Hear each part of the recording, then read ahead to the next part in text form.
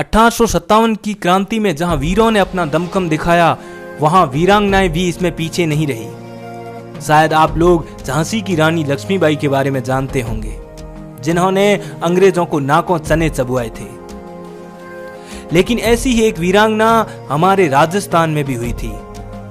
लेकिन जिस तरीके से झांसी की रानी लक्ष्मीबाई का इतिहास में उल्लेख मिलता है, उस तरीके से उस वीरांगना का उल्लेख नहीं मिलता। वो वीरांगना थी सूजाबाई राजपुरोहित, राजस्थान की वीर बहादुर वीरांगना, जिसने पुरुष वेश में स्थानीय लोगों का नेतृत्व किया और युद्ध में सेना का नेतृत्व करते हुए अंग्रेज सेना को हराकर भगा दिया, जिसको जानना राजस्थान की जनता के लिए बहुत जरूरी है।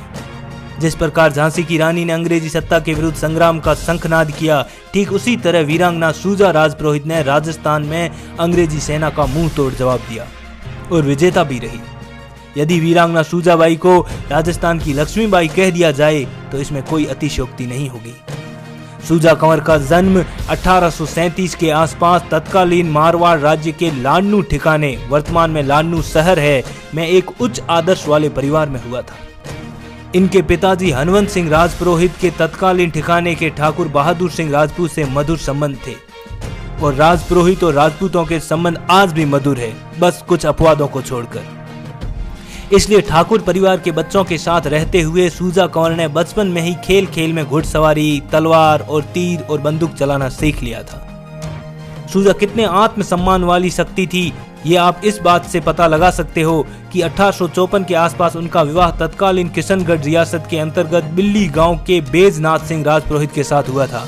विवाह के तुरंत बाद जब अपने ससुराल जा रही थी तो डाकुओं ने नव दंपति को घेर लिया और उनसे लूटपाट करने लगे। इस पर पति ने कहा कि आप अपने आभूषण इनके हवाले कर दो ताकि ये हमें जीवन दान दे दे।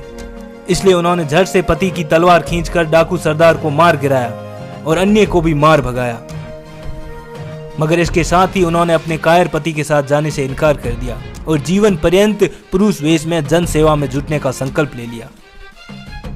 सन 1857 में अंग्रेजी सेना, जिसे काली गोरी सेना कहा जाता था, कि एक टुकड़ी ने लाडनू क्षेत्र में अचानक आक्रमण कर दिया और मारकाट शुरू कर दी। बच्चों को, महिलाओं को मारने लगे। इसकी सूचना जब लाडनू ठिकाने के ठाकुर बहादुर सिंह को लगी तो वो एकदम हैरान रह गए। अब उन्हें समझ में नहीं आ रहा था कि वो क्या करे।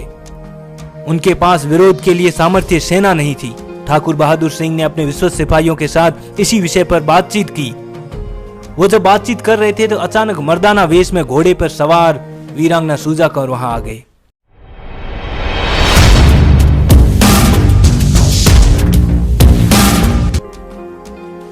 और उन्होंने बंदूक लहराते हुए गर्जना की कि ठाकुर साहब, आप हिम्मत रखो, जब तक आपकी बेटी सूजा जिंदा है तब तक काली गोरी सेना तो क्या, उसकी परछाई भी इस ठिकाने को छू नहीं सकती।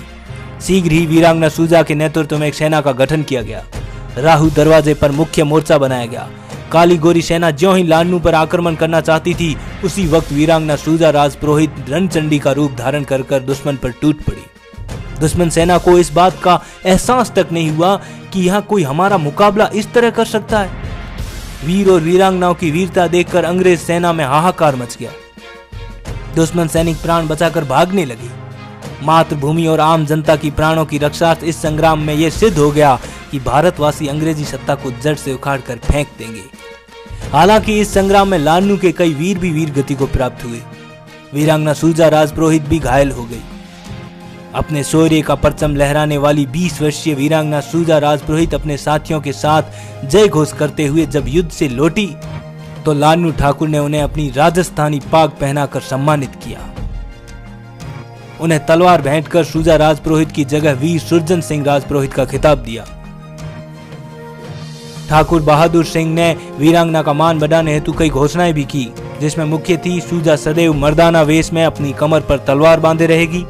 सूजा के आने पर राज परिवार सहित आम नागरिक भी खड़े होकर उसका सम्मान करेंगे।